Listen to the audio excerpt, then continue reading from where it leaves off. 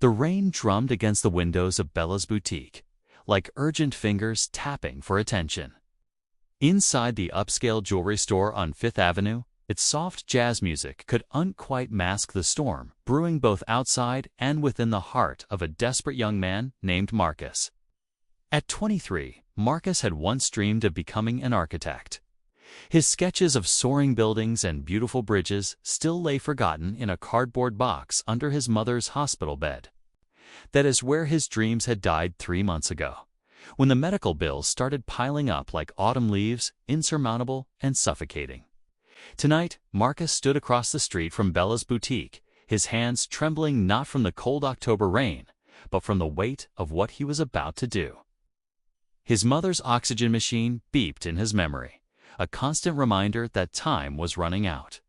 The insurance company had denied her latest treatment. The experimental drug that could save her life cost $50,000. Money he didn't have. Money he'd never have working at the construction site where he earned minimum wage. Through the boutique's crystal-clear windows, Marcus could see the elderly owner, Isabella Romano, arranging diamond necklaces in the display case. At 72, she moved with the grace of someone who had spent a lifetime surrounded by beauty.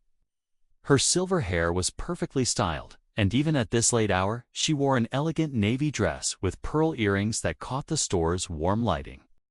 What Marcus didn't know was that Isabella had her own story of heartbreak. 50 years ago, she had opened this boutique with her late husband, Antonio. Every piece of jewelry in the store held a memory. Every display case, a dream they had built together. After Antonio's passing 10 years earlier, the boutique had become both her sanctuary and her prison. Business had been struggling.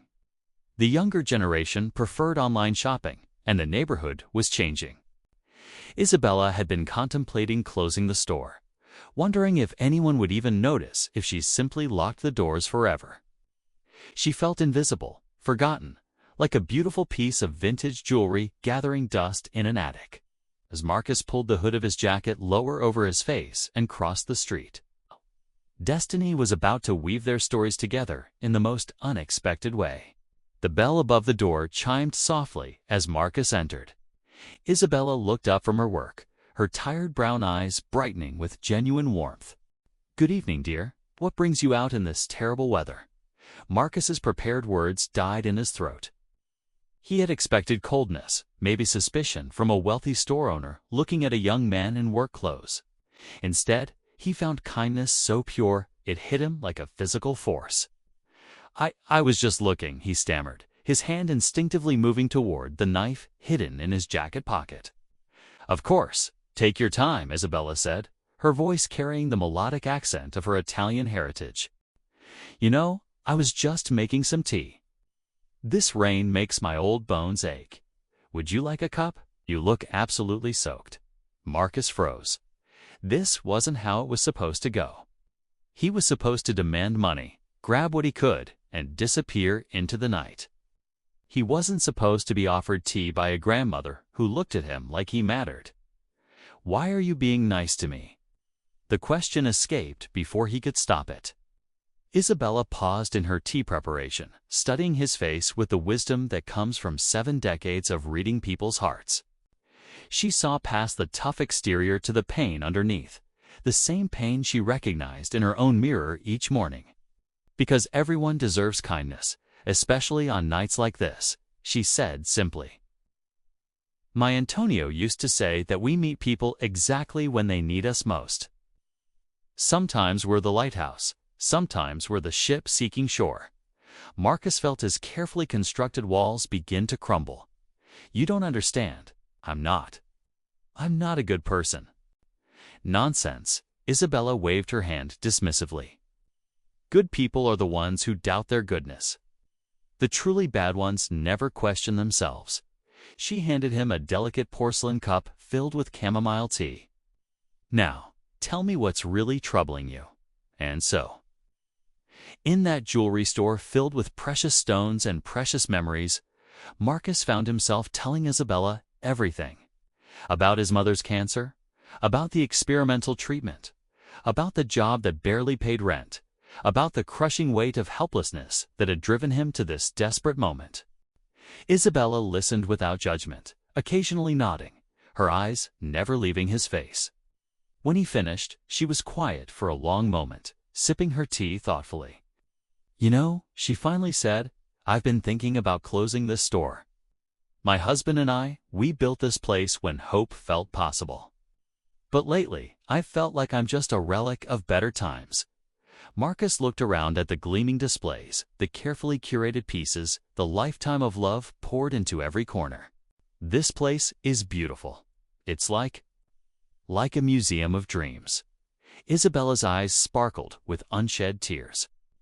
"That's the most beautiful thing anyone's said about it in years." What happened next would be talked about for years in the neighborhood. Isabella, this elegant woman who had lived through decades of joy and sorrow, made a decision that would change lives forever. "I have a proposition," she said, setting down her teacup with determination. "I need someone to help me run this store, someone with fresh eyes and a good heart. The pay isn't much, but there's a commission structure, and I've been thinking of expanding our online presence." Marcus stared at her in disbelief. "You want to give me a job?" "Atai came here too." "You came here because you love your mother," Isabella interrupted gently. "That's not a crime, it's a virtue that's becoming rarer every day." But Isabella wasn't finished. From beneath the counter, she pulled out an ornate wooden box. Inside, nestled in purple velvet, lay a stunning diamond and sapphire necklace that seemed to capture all the light in the room. "This was my wedding necklace," she said softly. "Antonio gave it to me 51 years ago. It's worth about $60,000. Marcus's breath caught. "Why are you showing me this?" Isabella smiled, and for a moment, she looked decades younger. "Because I'm giving it to you. Sell it. Save your mother. But promise me one thing." "Anything," Marcus whispered, tears streaming down his face. "Promise me you'll come back and work for me when she's better. This old store needs young energy, and I think I need to remember what hope feels like again." 6 months later, Marcus stood behind the same counter where Isabella had offered him tea instead of calling the police. His mother was in remission, the experimental treatment having worked better than doctors had dared hope. The store had been transformed, still elegant and classic, but now with a vibrant online presence and a clientele that ranged from young couples buying engagement rings to collectors seeking vintage pieces. Isabella, energized by having someone to mentor and share her passion with, had become like a grandmother to Marcus. Together, they had created something neither could have achieved alone. A business built on the foundation of human connection and second chances. The story of that rainy October night had spread throughout the neighborhood, not because Marcus or Isabella had shared it, but because kindness has a way of rippling outward like stones thrown into still water. Customers came not just for jewelry, but for the warmth they felt in the store, the sense that this was a place where humanity still mattered. On the anniversary of that night, Isabella and Marcus started a tradition. Every month, they would identify someone in the community facing hardship and quietly help them. Sometimes with money, sometimes with a job opportunity, sometimes simply with the gift of being seen and valued.